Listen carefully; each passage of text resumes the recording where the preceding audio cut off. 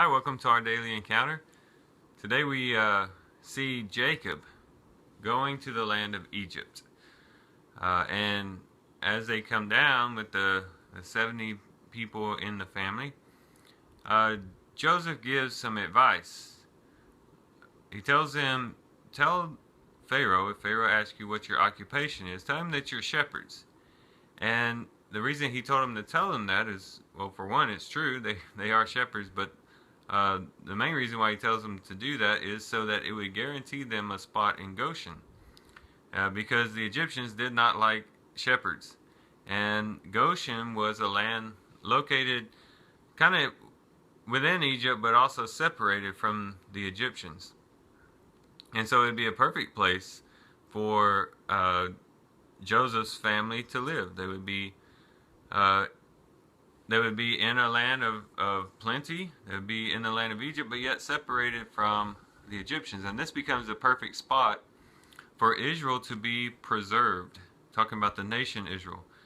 To be preserved for the 400 years that they are in the land of Egypt. And they apparently remain segregated from the Egyptian population, because when we get into the book of Exodus, when God deals out the plagues against Egypt, he is able to differentiate between the camp of Israel and the people of Egypt. And so apparently they kept that separation. And so this works out nicely. It works out good for Jacob and his family. It works out good for the Egyptians. They don't have to live with them. And it works out good for God's plan and purpose for the descendants of Jacob. Now, as we think about the land of Goshen, this land of Goshen is very significant to us in accordance to our spiritual lives, because we as Christians, we all live in the land of Goshen. That's right, I said we live in the land of Goshen. And this doesn't matter if you're in America, in the United States, if you're in France, you're in Italy, it doesn't matter. If you're a Christian, your dwelling place is in the land of Goshen. Well, what do I mean by that? Well, when we look at what Egypt signifies in the scriptures, it becomes very evident that Egypt signifies the world. And this becomes really evident as we go into the book of Exodus, and this whole deliverance of the Israelites out of Egypt very closely relates to us being delivered from the world through our relationship with God. The passing through the Red Sea, much like baptism, in which we die to the old self and we die to the world and we enter into a new life with God.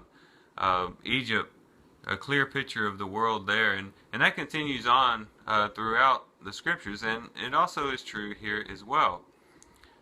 When we think about Egypt as the world, or as a picture of the world, this land of Goshen then becomes very significant to us as we think about the spiritual significance of this story and where they dwelt. Because just as the land of Goshen was in Egypt and yet separated from the Egyptians, so we as Christians live in the world, but yet we're not of the world. There's a difference between us and the world. We're in the same land. We live on this earth with the rest of the world, but at the same time, we're not intermixed with the world. At least not spiritually. At least we shouldn't be intermixed with the world on a spiritual level. Jesus talked about how this would be the reality of his disciples before he was going to leave this world. He was going to leave his disciples there in the world, and this also pertains to the church as well.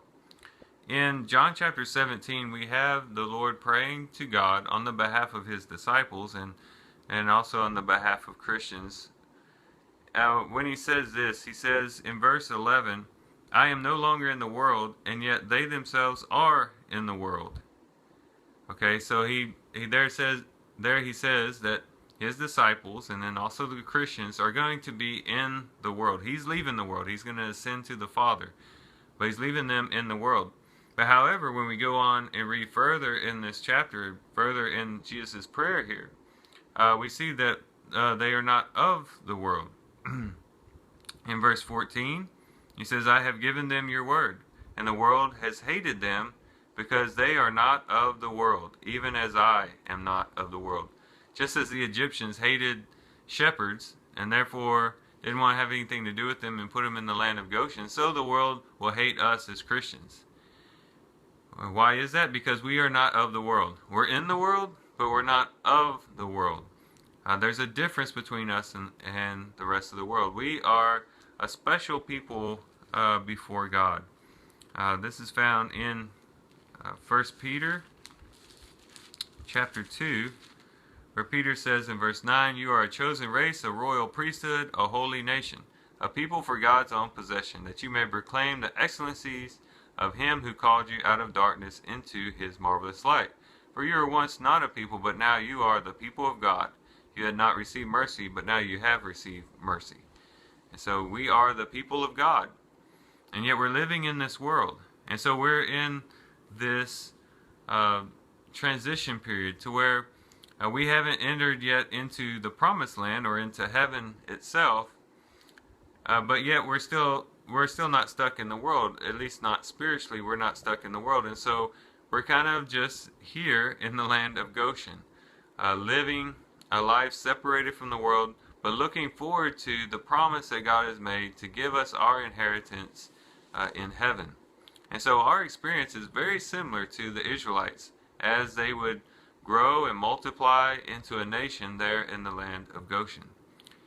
So the next time that we try to, our hearts become knitted to the world, we begin to allow the world into our hearts, and the world then becomes our priority, and we begin living like the world.